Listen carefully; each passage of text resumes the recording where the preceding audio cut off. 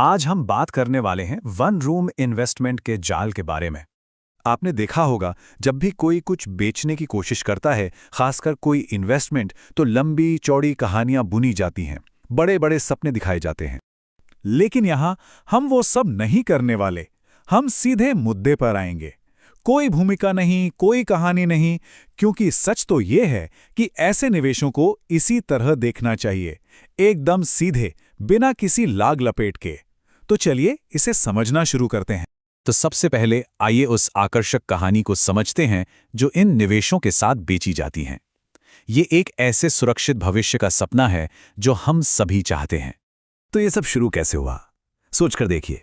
90s के दशक के आखिर और 2000 की शुरुआत में एक तरह का परफेक्ट स्टॉर्म बना। एक तरफ इकोनॉमी बबल के बाद जमीन के दाम गिर गए, दूसरी तरफ ब्याज दरें इतनी कम हो गईं कि लोन लेना आसान हो गया, और इन सब के ऊपर लोगों को अपनी पेंशन की चिंता सता रही थी।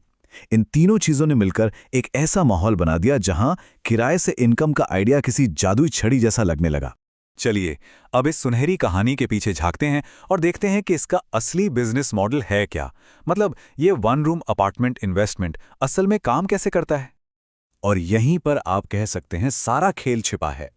देखिए, ये कोई सीधी सादी प्रॉपर्टी की खरीद फरोख्त नहीं है। इससे एक छद्म वित्तीय उत्पाद की तरह बनाया गया है।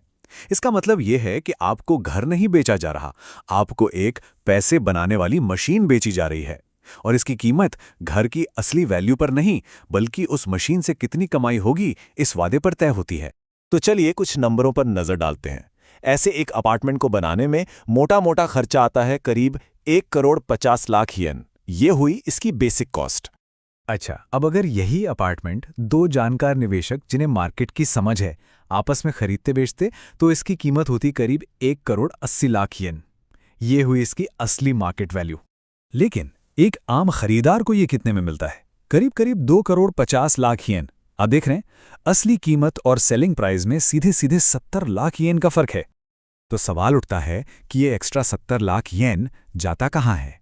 देखिए, इसका सबसे बड़ा हिस्सा तो जाता है बेचने वाली कंपनी के मुनाफे में, फिर कुछ पैसा विज्ञापन पर, सेल्स टीम के इंसेंटिव पर और मैनेजमेंट कंपनी की जेब में। मतलब साफ है कि खरीदार ही अपनी जेब से इस पूरे महंगे सेल्स के तामझाम का खर्चा उठा रहा है। अब ये बात बहुत दिलचस्प है कि ये कंपनियां अपना आइडियल कस्टमर किसे मानती हैं, और ये वो लोग बिल्कुल नहीं हैं जिनके बारे में शायद हम सोच रहे होंगे। ये कोई लालची लोग नहीं हैं जो रातों रात अमीर बनना चाहते हैं। नहीं, ये तो जिम्मेदार लोग हैं।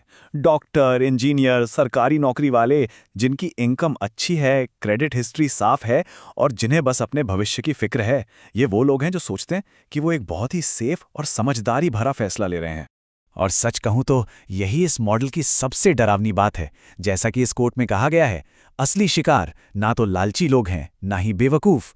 असली शिकार हैं वो आम, गंभीर लोग जो ये मानकर चल रहे हैं कि वो एक बहुत सोचा समझा फैसला ले रहे हैं। तो अब आते हैं उस चीज पर जिस पर यह पूरा का पूरा मॉडल टिका है। वो जरूरी जानकारी जो खरीदार से जानबूझकर छिपाई जाती है। इसे कहते हैं इंफॉर्मेशन एसिमेट्री या जानकारी का असंतुलन। आप इसे ऐसे समझिए कि ये एक ऐसा खेल है जहां एक खिलाड़ी को सारे नियम पता हैं और दूसरे को कुछ भी नहीं। बेचने वाले को सब पता है, असली मार्केट प्राइस क्या है, लंबे समय में किराया कितना गिरेगा, मेंटेनेंस और रिपेयर का खर्चा कितना बढ़ेगा, और सबसे जरूरी कि जब इसे बेचने की नौबत आएगी तो हाथ में आएगा क्या। और ये सारी की सारी जानकारी खरीदार तक पहुंचने नहीं दी जाती। तो इसका नतीजा क्या होता है?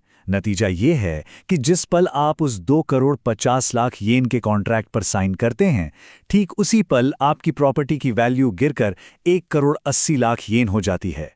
ये कोई भविष्य का रिस्क नहीं है, ये उसी वक्त होने वाला 70,00,000 येन का सीधा नुकसान है। और यही नुकसान आपको इस इन्वेस्टमेंट में फंसा देता है। और ये समझना बहुत जरूरी है कि ये कोई मार्केट का उतार चढ़ाव नहीं है।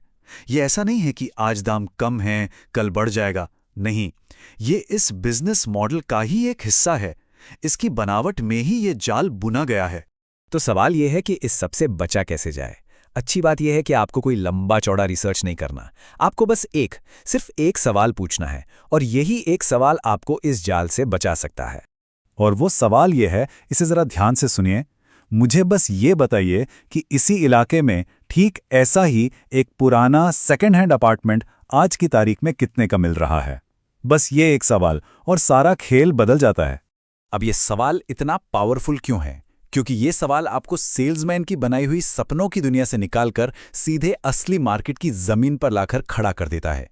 ये उस जानकारी के असंतुलन को एक झटके में खत्म कर देता है जिस पर यह पूरा बिजनेस मॉडल खड़ा है। और आखिर में ये हमें एक बहुत बड़े सवाल के साथ छोड़ जाता है। असली जोखिम उस प्रॉपर्टी में है या उस कहानी में है जो हमें उस प्रॉपर्टी के बारे में सुनाई जा रही है? ये सवाल सिर्फ इस एक इन्वेस्टमेंट के लिए नहीं, बल्कि हर उस फाइनेंशियल प्रोडक्ट के लिए ज़रूरी है जो हमें बहुत जटिल लगता है।